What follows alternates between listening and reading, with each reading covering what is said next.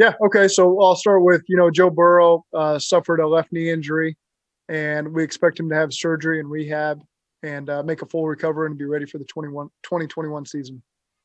And that's really all the information I have on that one. He's been in great spirits on the bus, on the plane, in the facility today. He's responded as well as he could possibly do it, and we've all noticed that. So we'll also bring up to the 53 man today Brandon Allen and Quentin Spain. That'll be released shortly. Coach, can you confirm that it was an ACL and an MCL tear? All I'm going to say is what I just said. Okay. Normally with those type of injuries, though, players aren't 9 to 12 months. That's the recovery process. Is that what you're expecting his injury timeline to be? I'm expecting to make a full recovery and ready for the 2021 season. Zac, do you have when the surgery is going to occur? Is that today, tomorrow? Do you have that scheduled? No, I don't have that yet. We're still gathering information on that. So I guess you wouldn't know where that would be either, if that would be in Cincinnati or somewhere else. I don't have that information yet.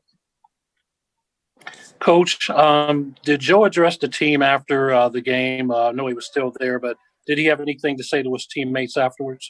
There wasn't really a moment for that, to be quite honest. You're in a visiting locker room. He was getting tended to by the doctors as that happened in the second half. So just there wasn't really a time and place for that after that game. Does the surgery, the bearing of the timing of the surgery, is it based on how much getting swelling out of the joint? I'm going to let the doctors handle that part of it and stay out of that part of the conversation. But he'll be in great hands, and we expect him to make a full recovery.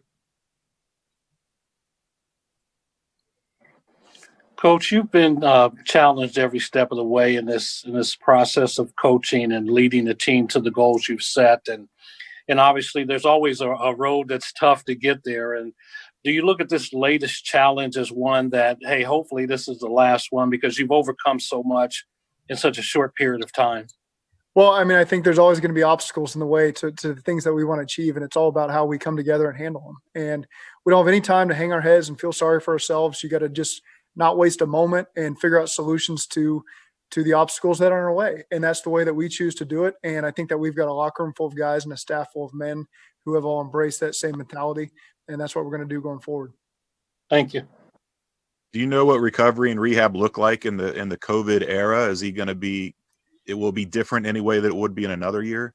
I can't answer that. That's a good question, but I cannot answer that one yet, Jay. But yeah, it's everything's a little bit unique right now. So, but again, I'm sure he'll attack this thing full speed ahead and get himself ready as soon as possible.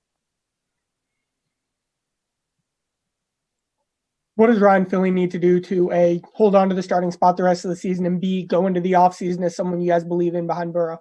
Yeah, we expect all of our guys, all of our backups to respond to the opportunities they get. You've seen that for a lot of our guys this year. It's their time to shine, and they got to go make the most of the opportunity. And we've had plenty of guys who we've learned a lot about in their backup roles. They've gotten more time than maybe they anticipated for the season. And the expectation for all of our players is to have that mindset and go attack the opportunity that's in front of them. Coach, what do you lose in Joe Burrow with his leadership, and then who do you expect will step up as like the next man up and to take over his spot? Yeah, he was a tremendous leader for us, and he gave us a lot of energy the way that he led the unit. And so, I can't be a robot coach and say that we're not going to be missing that, because we will, but again, it gives other guys some opportunities for the voice to be a little bit louder, guys that have done things the right way.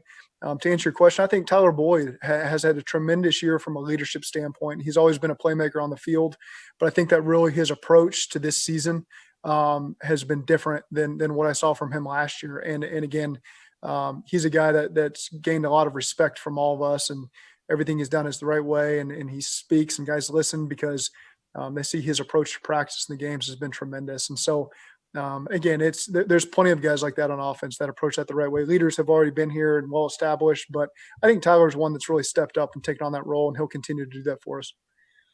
Obviously, what Ryan stepped into yesterday was pretty unique, just the circumstances, but he got those 3 starts last year and struggled a bit. What did you see from him, maybe both positive and negative, and maybe what was your message to him after those 3 starts last year?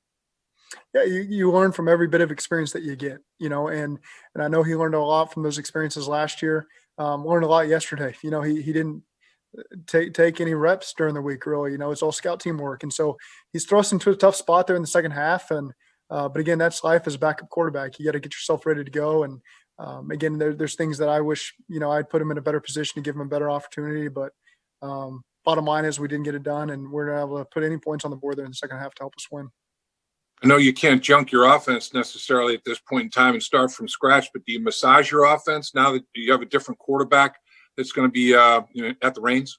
Yeah, we'll take a look at a lot of different things that'll put us in a better position going forward. And maybe some of Joe's strengths are not someone else's strengths. Maybe someone else's strengths are different than what Joe's are. So again, we'll find our way to be an efficient offense going forward. Zac, obviously you got an extended look at Finley last year. You guys didn't add a veteran quarterback to the roster. What did you see in Finley that you felt good about him being the backup behind Joe in 2020? Yeah, we knew that Joe was going to get all the reps going into this season. And, really felt like we added Brandon Allen, in that role. When you say veteran quarterback, Brandon Allen really was that in a sense. Whether he's on the active roster or the practice squad doesn't really matter. He's still in the room doing that kind of stuff. And with the elevations you're allowed this year, it felt the same to us. So we felt really good about that quarterback room going forward. We got a young guy in Ryan Finley, who's in year 2. We got a guy who's got a couple years experience in this system, and Brandon Allen particularly. And then you had Joe Burrow, who we knew we were going to give, 95% of the reps to and really invest in him and let him go. And so we felt good about that room. Zac, do you have to look at quarterback now and potentially fill that third spot? I think that's something you got to take a look at, especially in this COVID era that we all live in. You got to have depth at every position available. And that's that we've carried 3 quarterbacks for a lot of different reasons. That's one of them, because it takes 6 days to get a guy processed and get him in the building. And so we'll obviously start that process now. Zac, was this injury for Joe the worst possible outcome for his rookie season? Yeah, we don't wish anybody to get injured and miss it, the later part of this season. It's unfortunate. It's football, it happens. And again, we got to pick ourselves up and move on. And again, I expect our guys to have a monster chip on their shoulder on Wednesday when they show up to work and go play in this game on Sunday against the New York Giants. Zac, to confirm what you said about Joe Burrow being ready for the 2021 season, do you mean the start of the 2021 season? He'll be ready for the 2021 season. Zac, Coach, how much, Zac, will he miss in the offseason that he wouldn't have missed where, there's no substitute for that on-field stuff and working with receivers? And I don't know how much you could do that anyway with COVID, but what's he going to miss, you think? He's an expert in missing an offseason and playing effectively. So, I do have that to fall back on, and I know that about Joe, and there won't be any guesswork in how he handles it. We've already seen it firsthand. So that part is encouraging.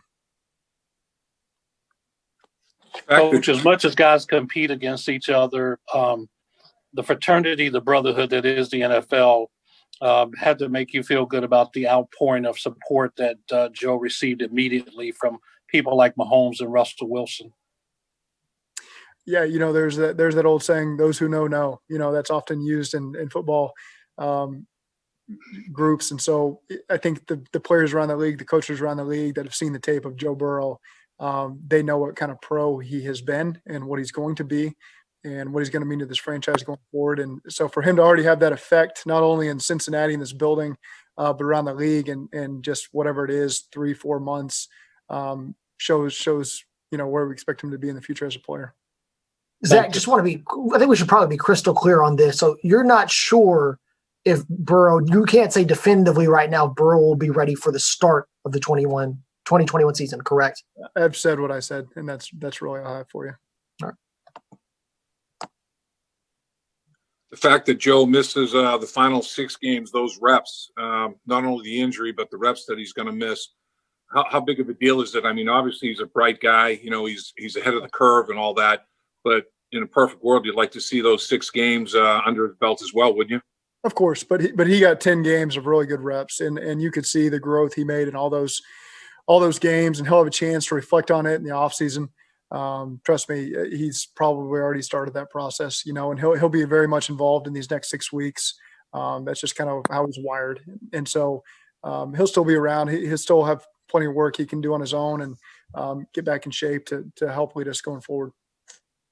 Coach, I know you weren't here for this, but years ago, Carson went down before the playoffs. 5 years ago Andy went down. Do you get a sense of this fan base? Can you even feel that from the community, just them going like, all right, here we go again, where our star goes down? Do you feel any of that energy? But we got to pick ourselves up. If that is the feeling, we can't feel sorry for ourselves. It is the hand we're dealt, and we got to find a way to regroup and get some momentum going forward. And that's all we can do. We can't waste 1 second feeling sorry for ourselves. And we hate it for Joe because of the work that he put in to put himself in this position to lead this team. But that's the reality of the NFL, and we're not going to miss a beat going forward. 2 more minutes with Coach. Zach, what do you want the team and even yourself to learn from this experience?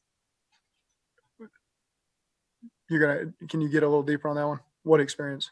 Well, Joe Burrow going down to a season-ending injury, a lot of people are going to point fingers to different guys, maybe the offensive line, the play calls, the lack of, continuity on the offensive line. So you as a play caller and even the team overall, what can you guys learn from this overall experience of the number 1 overall pick going down to a season-ending injury?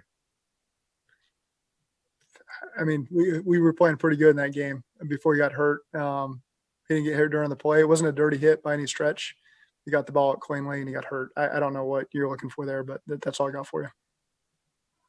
You said yesterday that Joe won over the city. Can you describe just what you meant by that? You can just feel it. That's one of those things you just get a sense of.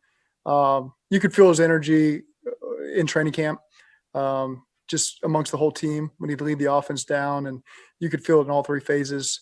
You just see that, I got young boys, who are in elementary school. And so you get a sense for how much them and their friends talk about Joe. And that kind of gives you the pulse of probably what's going on in the city. I would know probably less than anybody on this Zoom because I don't really leave this building since July, but it doesn't take a rocket scientist to figure out kind of what he's meant to this city so far. And you just see the energy in the stadium when the fans are here, and I'm hearing my kids talk. You just know that he's made a tremendous impact on this. One last question for Coach. Zach, get one. Yeah, go ahead, Jay. I was just going to say, get away from the quarterback position, but rough day for Randy yesterday. Will that position be reevaluated in any way? Well, I think we got to look at every position. It's always week to week with a lot of these positions, and that was unfortunate. We had a tough day. We left some points on the field there.